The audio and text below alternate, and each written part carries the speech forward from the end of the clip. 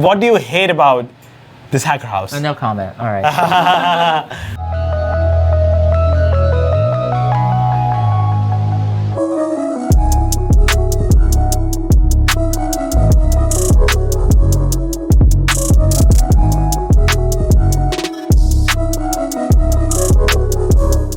Welcome again to San Francisco. This is my second part of showing you the coolest hacker houses in San Francisco. This is one of the most difficult ones to get in, which only accepts creators, builders, and founders who are gonna build the future in the city. And this is called the Residency. Let's meet the 10 people who live here, and I'm gonna show you a couple next to hacker houses as well, where 24 each people live. But this is one of the coolest one I've seen. Part 2, here we go. So, hi Shivang, can you please introduce yourself? Where do you come from? I'm Shivang, I'm from Bombay. I went to college at UW, and I run the social physics lab with 10 math researchers at Stanford. Very nice. I would love to see your product, but first of all, let's get to know about the hacker house. Of course. Awesome. So, this hacker house has how many people living in right now? About 14 people. Oh, wow. And what is your favorite part about this hacker house? Because like, if there are so many hacker houses, if this hacker house is one of the most competitive one, did the hacker house choose you or you chose it? Oh, it's going to be a hard one for me to answer, but I think we both chose each other, right? That's how I think it should be. Oh, interesting. And what is your favorite part about the hacker house? I love the community, love the vibe, and it has one of the best views I've seen. Of course. I think the most important thing to me and everybody else here is the community nights that we have. Every Sunday we have private dinners and board game nights, and the most important thing about this space is we all try to help each other in every possible way. We have an ask and give session every day, whether I want to be connected with an investor, whether someone needs help hiring, and we all try to put a genuine front and trying to make all of these interactions happen. Okay, now let's get to know the story about this hacker house from Neha. So, hi Neha. Hi. Can you please introduce yourself and can you share how this hacker house, the Residency, which receives 20,000 plus applications now, started and why? So the Residency started off as a community for really ambitious, talented people to spend more time doing important work and figuring out what their life's work is, instead of spending time or wasting time at a job or at school, where they learn a lot less and can make less of an impact. And so this house started a few months after the Residency started as a new addition to our global network of hacker houses in July 2024. Wow, can you please introduce yourself and where do you come from? What are you building? Hi, I'm Neha. I'm from Texas, and I'm building financial infrastructure for AI compute. Now we have Usman. So can you please introduce yourself? Where do you come from? Hi, I'm Usman. I'm originally from Pakistan, but I was based in Hong Kong. And yeah, just came to SF and joined the Residency about 2 months ago. So did the Residency choose you or you chose the Residency? I think it was a bit of a mutual thing. They liked me and I liked them too. But it was a good intro to SF for someone who's an outsider. So what is the coolest thing you're building that they liked you? I'm working on building like the trust and verification layer for AI so that everyone out there can use AI, especially the big enterprises, without worrying about the non-determinism that LLMs bring to the table. So yeah. Impressive. So can you give an example? What will be the biggest use case with your product? I mean, you can pick anything, which is, let's say, a high-risk industry like healthcare, where you have clinicians who want to use AI for either using the latest research to solve any of the cases that they have in front of them. And LLMs are non-deterministic machines, which mean that they will not ever give you proper factual answers. And while people are trying to solve this in many ways, we still can't exactly nail it down. And that's just how the fundamentals of how LLMs work are. So I'm trying to sort of like resolve or build like a layer on top where we could try to make sure that whatever answers we get out of LLM are trusted or verified, if Awesome. That makes sense. Now this is the co-working area. Such a beautiful view again. So hi Makar, can you introduce yourself and what are you building? Hi, my name is Makar and I'm building AI for performance optimizations of code, taking slow code and making it fast. And where are you from? And did you choose the Residency or the Residency chose you? Because it's so competitive. I'm from Ukraine. For the second question, I think it was mutual. I chose Residency chose me. So it's mutual love. And what is the coolest thing you're building? What is going to be the biggest use case of it? So I'm optimizing software to make it fast. So everyone will benefit from it. Basically, improves user experience, makes software faster, and saves companies money. Oh, what is it called if people want to check out? It's called Function. Uh-huh. So like function without n in the end. Function.ai. And what stage are you in right now? Like, is it like early stage, or are you like getting into YC? So we have an MVP, we have a design partner we're testing with, we're already having results on them, so we're gonna add a couple more companies to our pilot soon, and then scale.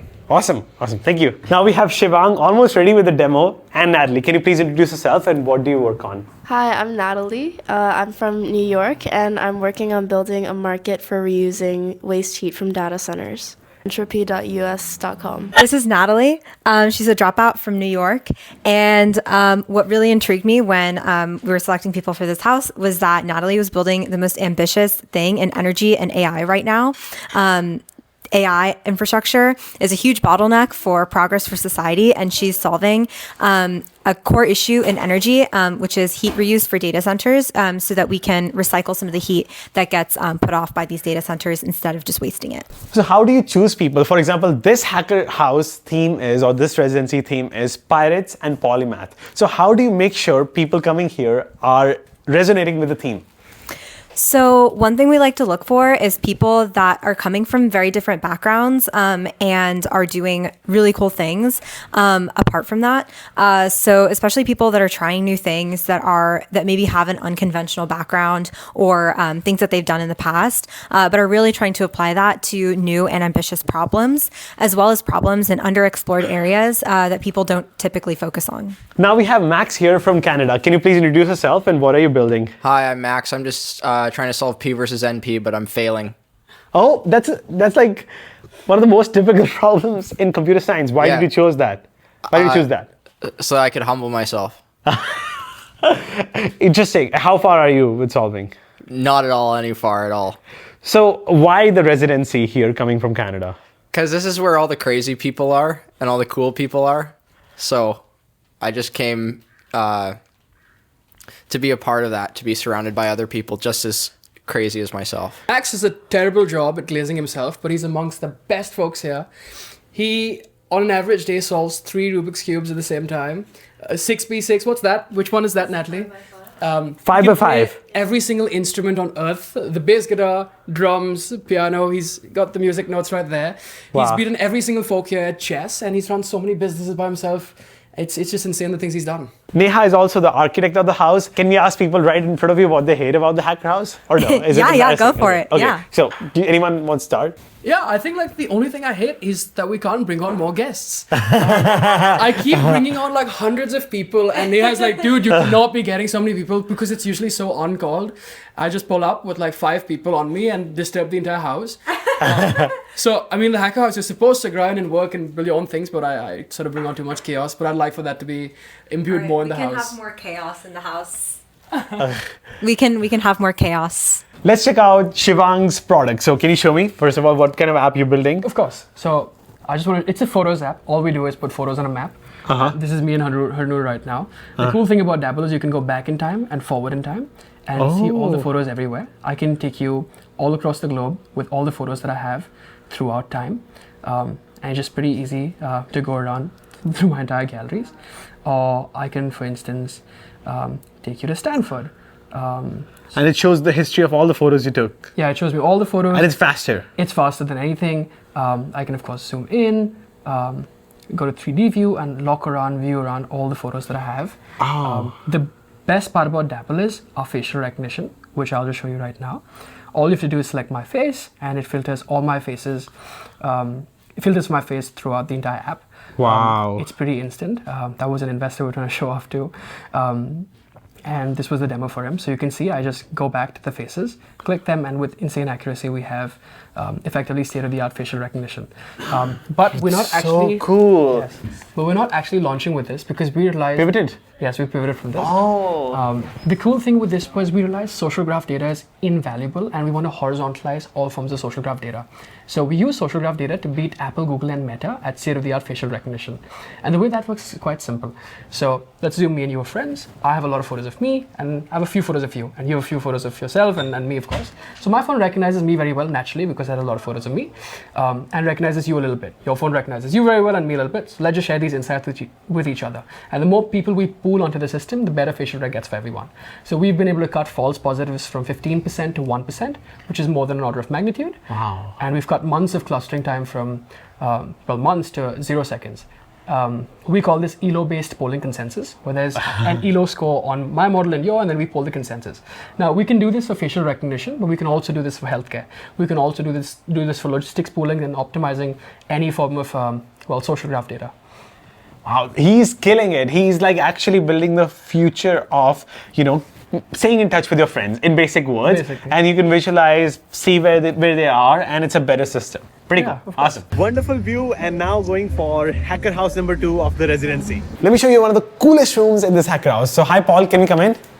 Hey, welcome. My name's Paul. So hi Paul, I can see you giving machines, robots touch. Can you talk more about it? Yeah, sure. So I'm Paul Hahn, the founder of Haptica, and we make robotic skin. Covers the whole robot, gives them a sense of touch. And this is my lab. Welcome. There's a lot going on here. This is one of the most robotics heavy lab I've seen. Thank you so much. And those are the 2 3D printers over there. I actually have something working right there. That's a Formlabs right there, SLA, and that's a Bamboo right there. Probably seen that before. Yeah. But yeah. It's impressive. So basically this is the skin of the robot.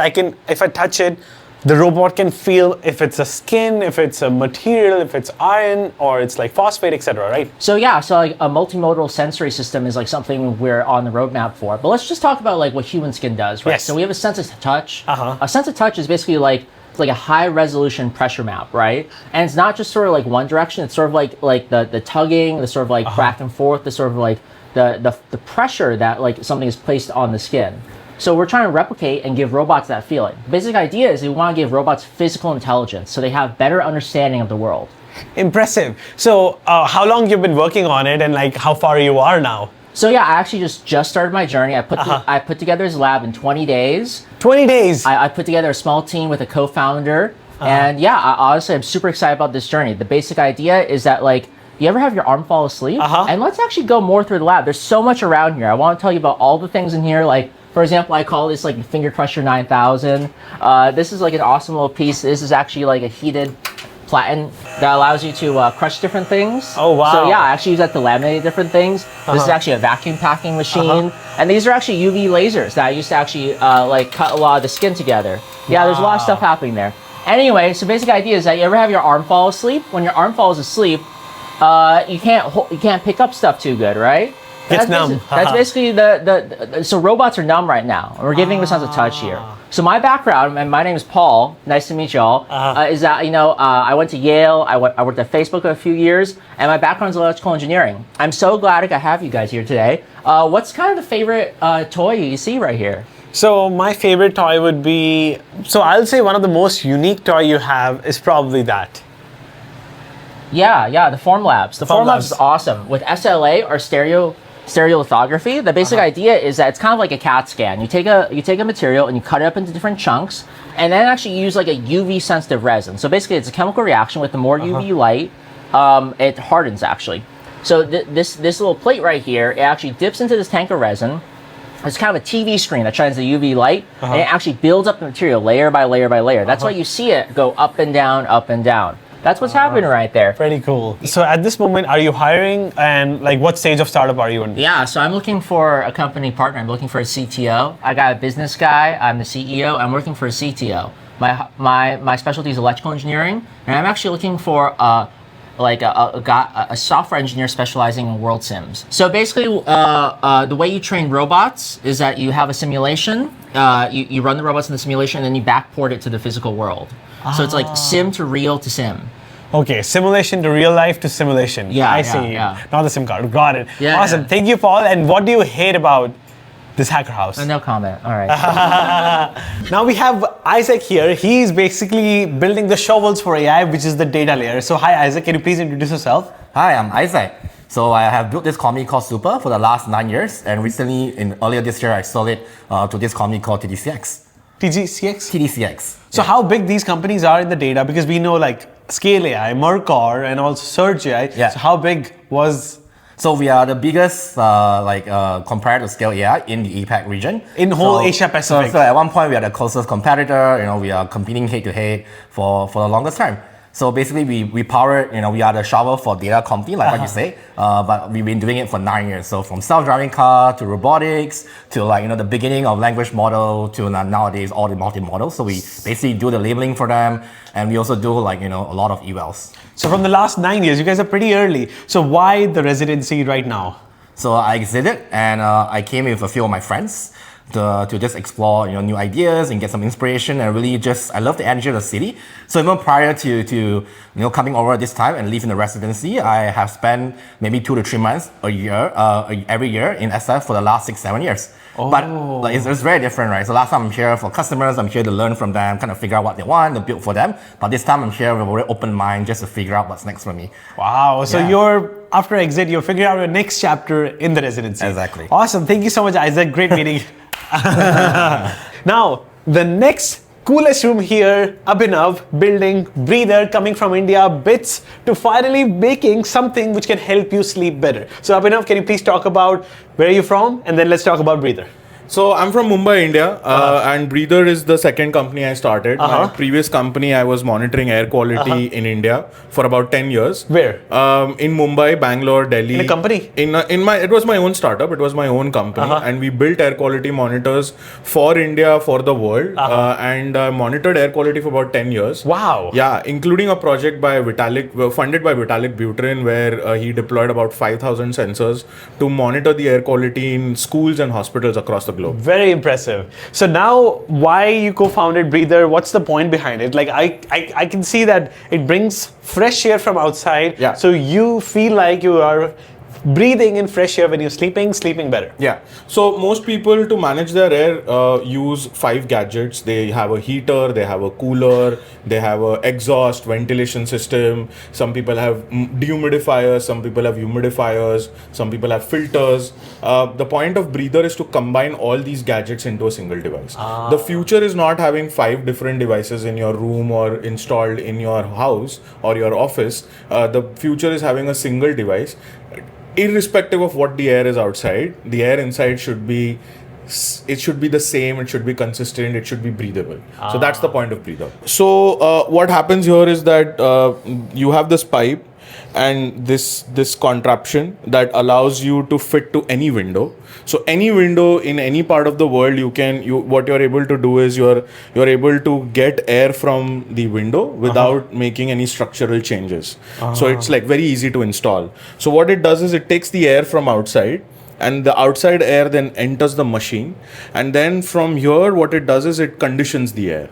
So it first will manage the temperature, then it will manage the filtration, then it will manage the moisture, and then it will throw out oxygen rich, cold and filtered air in the room. So like irrespective, for example, SF outside air is like the temperature you want, but even if you are like hottest parts, like let's say in Mexico, yeah, it's still okay. Yeah, I mean, even in SF, it gets cold, it gets hot. There is, the homes particularly have no ventilation. 70% of homes in the US have no ventilation. They just have a window, nowhere for the air to flow, air to move. The other part in SF is also that it's got a lot of mist, humidity, being close to the coast, causes mold growth and mold related infections. There is also pollen and allergen, which is like a pretty big problem. It's not like, so we've sold these units in India as well. In India, the requirement is single digit AQI. But in SF, it's about breathable air, less pollens, less allergens, better moisture control, better temperature, better flow. It's everything, right? The problem over here may not be as severe, but the impact on people and their breathing is as bad as you see in India as well, right? In India, people are used to it. Here, people want better air for themselves. Awesome. Thank you so much, Abhinav. Good Thank luck. you so much. Is it already making revenue now? Yes. We're already revenue positive in India. We're also revenue positive in the US. Wow. We sold about, we have 50 pre-orders for this unit, but other than that, we are also working with housing companies, Equinox Fitness, to deploy in commercial buildings. Amazing. Thank you. Thank you so much.